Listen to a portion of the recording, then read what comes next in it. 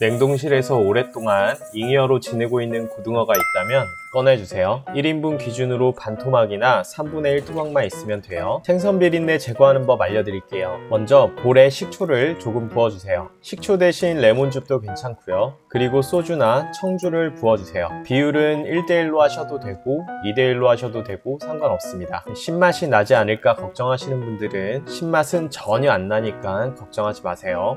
양파 1개 또는 반 개 슬라이스 하셔서 찬물에 10분간 담궈주세요. 고등어는 구울 때 기름이 튀지 않게 물기를 잘 제거해주세요.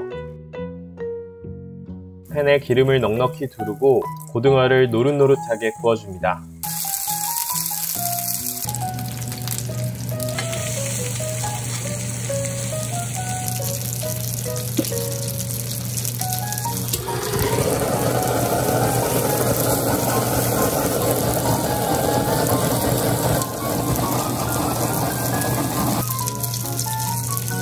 이 방법은 굳이 안 하셔도 되는데 일식집에서 하길래 따라해봤어요. 1인분에 들어갈 양이고요. 대파와 마늘을 직화로 구워줍니다.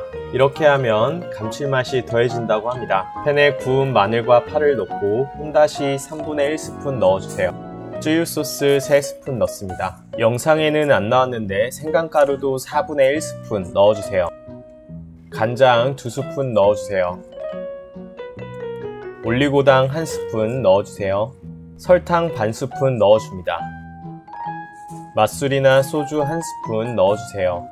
마지막으로 물 3분의 1컵 넣고 끓여줍니다. 끓기 시작하면 중불로 줄이시고 고등어를 넣고 졸여줍니다.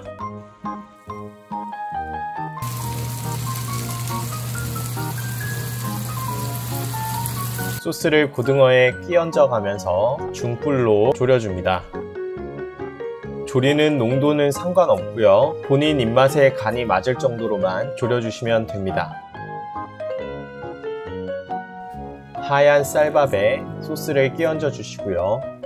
썰어놓은 양파와 구운 대파, 마늘도 토핑해 주시면 됩니다. 주인공 고등어는 가운데 올려주시고요. 와사비는 어디다 그냥 벽에다 붙여주시고요. 쪽파도 있으시면 가볍게 토핑해 주세요. 기호에 따라서 후춧가루도 조금 뿌려주세요.